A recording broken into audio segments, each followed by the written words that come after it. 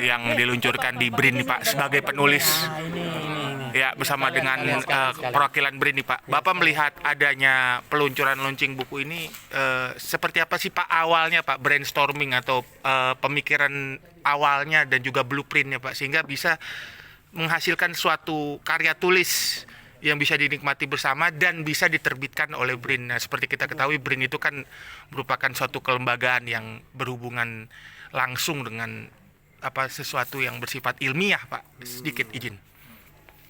Oke, karena sebelum ada BRIN ini Anda harus tahu bahwa ada namanya LIPI, Lembaga Ilmu Pengetahuan Indonesia.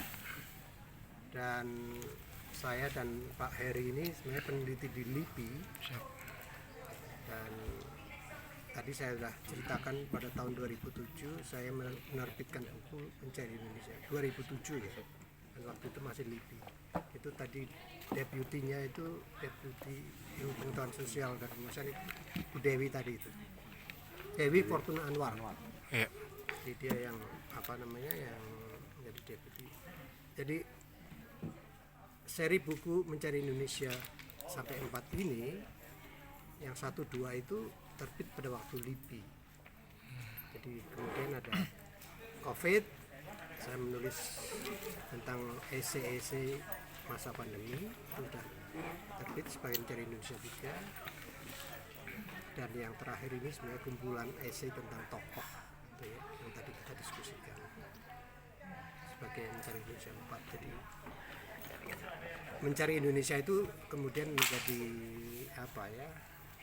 menjadi judul yang saya pakai terus. Itu juga sebenarnya bisa dilihat sebagai kemalasan saya untuk cari judul yang lain. Simpel Pak ya. Tapi juga menunjukkan bahwa judul itu sebenarnya sesuatu yang sangat luas sebenarnya. Tadi kan Bu Dewi sendiri kan kalau betul Anda sudah simpulkan di 5 katanya kan. Tapi saya jawab kalau di 5 itu saya justru melihat semakin jauhnya cita-cita para pendiri yang namanya Indonesia ini, Republik Indonesia ini, dengan kenyataan yang ada. Jadi ya saya mungkin beda dengan Pak Heri dan para pejabat yang lain yang memang punya tugas ya kan, untuk barangkali kalau saya mencari, kalau dia itu membangun ya kan membangun, kalau saya mencari. Jadi kalau BRIN, Badan Riset dan Inovasi Nasional itu pasti membangun. Dan baru berumur 1 tahun ya, 1 September. Dan kalau Anda tertarik untuk membaca pikiran saya, beberapa hari setelah BRIN dibentuk itu saya menulis 1 esai. Mudah-mudahan Anda mau membaca, itu sudah ada di dalam Mencari Indonesia 3. Sudah itu esai yang terakhir, yang ke-50, yang berjudul LIPI in Memoriam. Ini LIPI nih. 1 September 2021 ya. LIPI nggak ada, menjadi BRIN sekarang. Jadi tadi saya juga terangkan kalau teman-teman saya yang mencetak buku saya 1, 2 itu juga orang LIPI, tapi kan dia sekarang menjadi BRIN. Ikuti ganti label aja gitu. Jadi itu kalau Pak Heri dan kawan-kawan yang sekarang masih menjabat di BRIN membangun Indonesia, kalau saya mencari atau mengkritik apa yang dibangun oleh Pak Heri dan kawan-kawan. Tapi tadi saya kira bagus sekali Heri yang disampaikan oleh Ibu sama itu saya kira bisa bisa dijadikan kegiatan yang semacam dictionary gitu. Dengan Wikipedia dan sebagainya, kita Google tokoh siapa kan juga muncul gitu. Ya kan? Ada tokoh siapa, Taufik Abdullah, ya kan? Tapi ketika saya menulis Taufik Abdullah, dasar imajinasi saya berdasarkan hubungan saya dengan Pak Taufik, dan itu tidak ada di Wikipedia. Oke. Ya kan? Jadi misalnya tadi saya kisahkan, saya menulis tentang, Anda tahu orangnya bernama Selo Sumarjan ya? Selo Sumarjan, Profesor Selo Sumarjan. Nah, ya kan? Sosiologis. Ketika saya menulis tentang Selo Sumarjan, ya itu ingatan saya pada Pak Taufik, karena dia yang mengenalkan saya dengan Pak Selo. Jadi cerita kayak gitu yang saya olah gitu. Tapi saya selipkan kritik saya. Apa, kalau bahasanya guru tadi, saya akan ngerasani itu kan. Ngerasani tahu ya bahasa Jawa ya. Apa, ngerasani itu yang kritik orang Jawa tuh, rasanya oh Pak Jokowi itu kayak gini. Itu saya kritik ketika saya tulis tentang sosiolognya, karena dia sebagai sosiolog. Jadi pertanyaan kita, kenapa dia menjadi ketua tim penyusunan undang-undang penanaman modal asing? Dan itu tidak ada dalam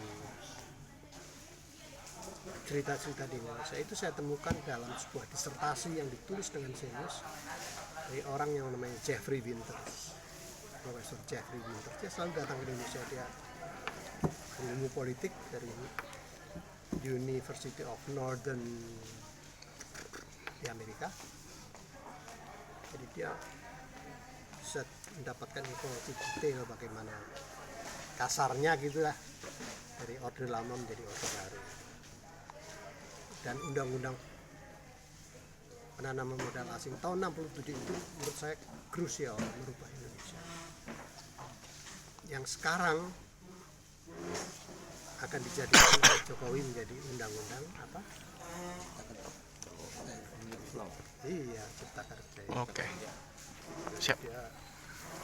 Nah itu dalam tulisan tentang Selo Sumarjan saya tunjukkan bagaimana hukum itu dari Panglima. Kalau zaman Bung Karno dulu katanya politik dari Panglima, Pak Harto ekonomi, tapi sekarang hukum dari Panglima.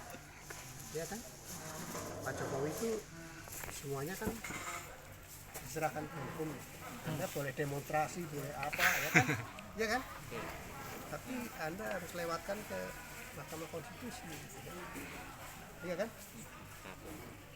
Jadi saya kira kemudian dia akan bersandar pada keputusan hukum itu. Oke. Sebagai plan pamungkas nih, mungkin langsung ke Pak Heri. Pak Heri, sebagai yang seperti dikatakan oleh Pak penulis, bahwasanya Bapak menjadi think tank-nya gitu loh, menjadi apa namanya, yang membangun langsung Indonesia, dan juga sebagai salah satu pembicara tadi barusan Pak, Bapak melihat sinergi ini seperti apa Pak? Ya, sebetulnya juga kita mencari, research kan mencari dengan data-data, fakta ilmiah dan sebagainya, lalu kita membangun sesuatu. Jadi proses membangunnya juga dengan mencari gitu kan. Cuma kan kalau kita nggak bisa mencari terus ya, karena kita harus betul-betul action begitu ya. Nah jadi kalau dalam posisi saya sekarang kan pelaksana tugas organisasi riset arkeologi bahasa dan sastra ya. Jadi saya ingin clear ya, jangan dicampur adukan saya dengan bidang-bidang lain ya. Salah satu yang ada di kita ini adalah terkait dengan bahasa dan sastra ini, salah satunya tadi ada keahlian terkait dengan bahasa dan politik ya, bahasa dan kelembagaan, bahasa dan ekonomi dan sebagainya lah. Nah karena itu saya menyambut baik lah ya proses peluncuran buku ini, dan juga meminta ada peneliti yang membahasnya ya, walaupun tadi bahasannya memang lebih dalam soal proses editing dan wacana gitu. Tapi saya kira tetap ini satu pembelajaran yang penting untuk melihat bagaimana satu proses buku itu ditulis dan buku itu dibaca.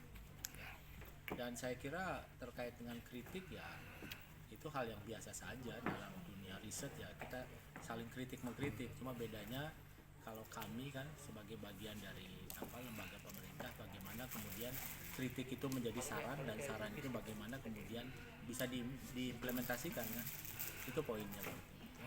Dan ya karena apalagi wilayah arkeologi bahasa dan sastra itu kan sebetulnya wilayah yang kita sebut wilayah-wilayah kebudayaan ya, bisa yang kita sebut apa tangible culture seperti arkeologi itu harus nemu bendanya dulu baru kita punya kesahlian, sampai ke yang intangible kayak sastra, prosa, puisi itu kan bisa kita rasakan kan.